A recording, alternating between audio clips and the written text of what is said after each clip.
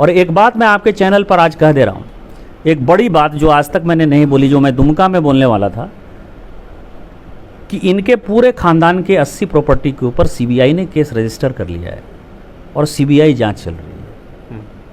और जब सीबीआई जांच हो जाएगी तो पूरे परिवार जो है अपना अपना हिसाब किताब देंगे। तो ये तो फिर वही वो बोलेंगे कि सीबीआई का डर बीजेपी दिखाती है हमेशा सत्ता में। सीबीआई का डर नहीं दिखाती है, सीबीआई ने केस रजिस्टर कर लिया है। अमित अग्रवाल के यहाँ एक डायरी पकड़ाई है, 200 ब्यूरोक्रेट के नाम हैं जिनका कि ट्रांसफर पोस्टिंग में पैसा लिया गया है। सबको अभी सम्मन होगा, और जब सम्मन होगा तब पता चलेगा कि डीसी का पोस्टिंग कैसे हो रहा है, एसपी का पोस्टिंग कैसे हो रहा है, बीडीओ कैसे जा रहा है, सीओ कैसे जा रहा है, डीडीसी कैसे जा रहा है, थाना प्रभारी कैसे जा रहा है। ये तो इतना बड़ा खेल होने वाला है कि अभी आप देखते रहिए, आगे आगे देखिए होता है क्या। ये तो चुनाव के लिए थोड़ा सा रुका हुआ है, सबको सम्मान होने वाला है। बिहार में आज 71 विधानसभा सीट पर चुनाव संपन्न हो गए। गोड्डा के सांसद निशिकांत दुबे भी कई दिन से बिहार के कई इलाकों में कैंपेन कर रहे थे और इस वक्त हमारे साथ बात करने के लिए हैं। निशिकांत जी, लगातार आप खास करके झारखंड से सटे हुए जो इलाके हैं उसमें कैंपेन कर रहे थे। आज प्रधानमंत्री नरेंद्र मोदी भी आए थे, क्या लग रहा है कि क्या होगा?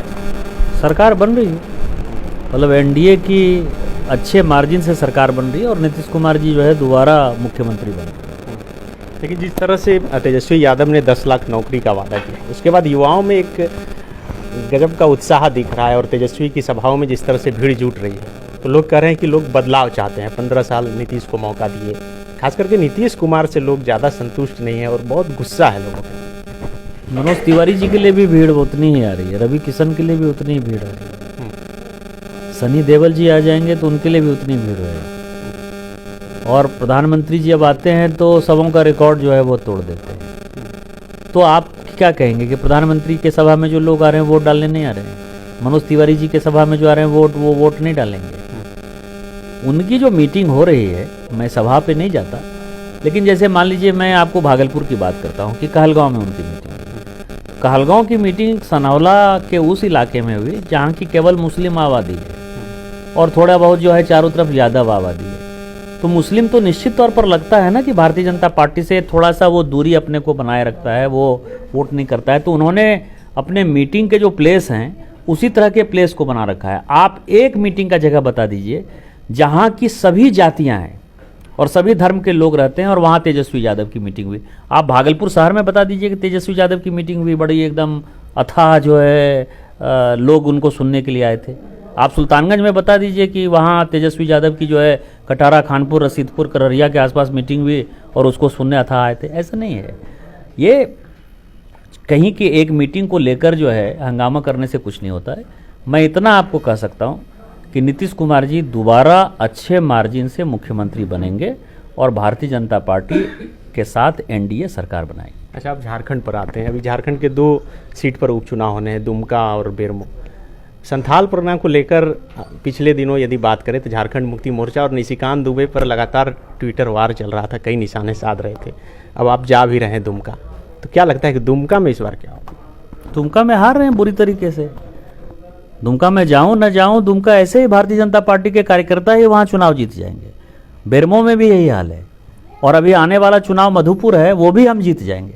अब जितने उपचुनाव होंगे आप जान लीजिए कि हम जो है बहुमत के बहुत ही करीब जा रहे हैं और बहुत जल्दी खुशखबरी मिल जाएगी कि हमारी सरकार बन जाएगी। लोगों को मेरी बात बहुत हंसी नजर आती है, ये कोविड यदि नहीं होता तो ये सरकार कब की गिर गई रहती, अपने बोझ से गिर गई रहती है सरकार। ये सरकार में काम क्या हो रहा है आप समझिए। सीता सोरेन, आप ट्विटर वार की बात कर रहे हैं, हम तो कुछ नहीं बोल रहे हैं। उनके घर की उनकी जो बड़ी भाभी है, जो जामा की विधायक है, वो रोज कुछ ना कुछ बोलती है और इतना नतीजा, इतना डर गया झारखंड मुक्ति मोर्चा कि उसका ट्विटर ही ब्लॉक करवा दिया। और फिर जब हमने कहा कि भाभी जी आपका ट्विटर ब्लॉक कर दिया तो उसको लगा कि ये बीजेपी वाला सब एक्टिव हो गया, तो फिर झारखंड मुक्ति मोर्चा ने ही ट्विटर खुलवाया। तो आपने देखा कि अपने परिवार में अपने भाभी से भाभी क्या कह रही है, कह रहा है गिट्टी चोरी हो रही है, बालू चोरी हो रहा है, कोयला चोरी हो रहा है, हम थोड़े कह रहे हैं।